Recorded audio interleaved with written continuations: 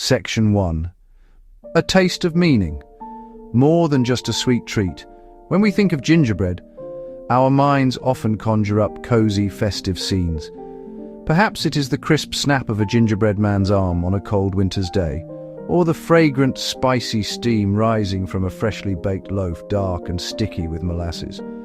But long before it became a holiday staple, in the cool, stone-walled world of the Middle Ages, gingerbread was so much more than a simple sweet. It was a language all its own. It was a whisper of love exchanged between a maiden and a knight, a small, edible promise. And in the very same breath, it was a roar of wealth and status, a grand, edible sculpture declaring a lord's power to all who gathered at his table. This single, spiced creation held two very different, very powerful meanings. The story of medieval gingerbread is a story of human desire, a chronicle of how people used food to communicate the things that mattered most to them. It was a vessel for the most intimate of feelings and the most public of statements. Flour, a sweetener like honey-fiery ginger. Section 2. The scent of affection. Gingerbread as a token of love. In the quiet corners of medieval life, far from the clamor of the great halls, gingerbread played a delicate and romantic role.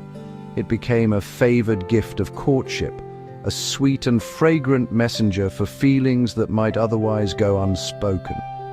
For a young maiden, presenting a gingerbread cookie to a knight she admired was a gesture laden with meaning. These were not grand, elaborate creations, but small, personal, heartfelt tokens. They were often shaped into forms that symbolized affection or admiration. A simple heart, a flower, a little figure of a man. The cookie was a tangible piece of her care that he could carry with him. The act of giving was a small, intimate ritual. Imagine a scene at a tournament fair. Amid the colorful tents and the cheering crowds, a maiden might shyly approach a knight, his armor gleaming in the sun. She would not need grand words or sweeping declarations.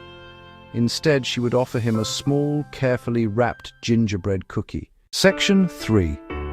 A Maiden's Promise. The story behind the small gift. Let us paint a more detailed picture of this tender exchange. Stepping into the shoes of a young woman in a medieval town, her favored knight is preparing to leave for a campaign. A journey fraught with uncertainty and danger. Words of love and fear might feel too bold or too heavy. Instead, she turns to her kitchen, a place of warmth and creation. There she begins the ritual of making gingerbread. She grinds the precious ginger, its sharp, clean scent filling the small room. She mixes it with honey and flour, the staff of life. Every stir of the spoon is infused with a prayer for his safety. The shape she chooses is deliberate. Perhaps she carves a small gingerbread man, a miniature effigy of her knight, which was a very common practice. These figures were sometimes called husbands. The baking itself is a watchful process. She ensures the oven is not too hot, so the little figure does not burn or crack, just as she hopes he will remain whole and unharmed. When it emerges from the heat, golden brown and fragrant, it is not just a cookie. It is a talisman, an object imbued with her hopes. Section 4. A Feast for the Eyes. Gingerbread as a spectacle of wealth.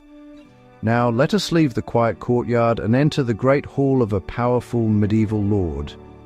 Here the story of gingerbread changes dramatically. The air is thick with the sounds of minstrels, laughter, the clatter of plates. Long tables groan under the weight of a magnificent feast, and there at the center of it all is the gingerbread. Not a small handheld cookie.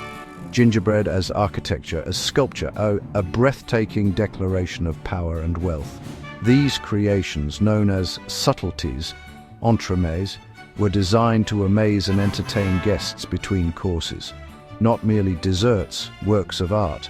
Expert bakers would construct enormous gingerbread panels, replicas of the Lord's castle, towers and crenellations, dramatic scenes from legend, gilded with gold leaf, painted with vibrant natural colors, adorned with crystallized fruits and intricate icing.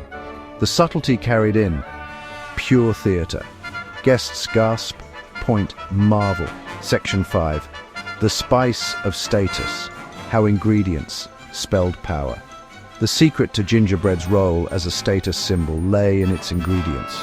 Ginger traveled thousands of miles along treacherous trade routes, passing through many hands, each adding to its cost. By the time it arrived, it was a luxury. To use it sparingly in a small cookie was a treat. In a giant castle, extravagance. Section 6. Two tales, one dough.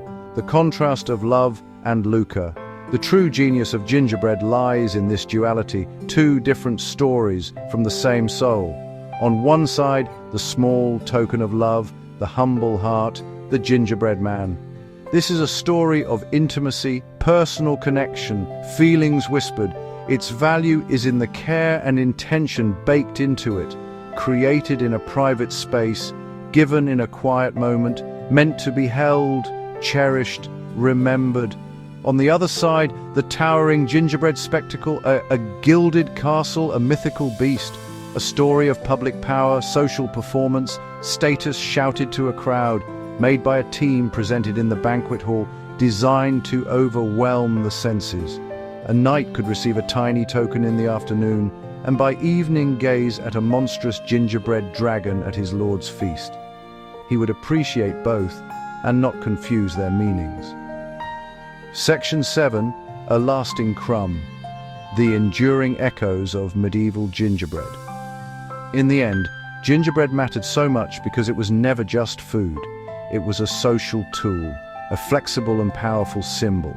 It gave people a way to express love, loyalty, and hope in tangible form. Simultaneously, it staged the drama of hierarchy, a proclamation of wealth and influence. Its spirit lingers in our festive cookies and show-stopping cakes today.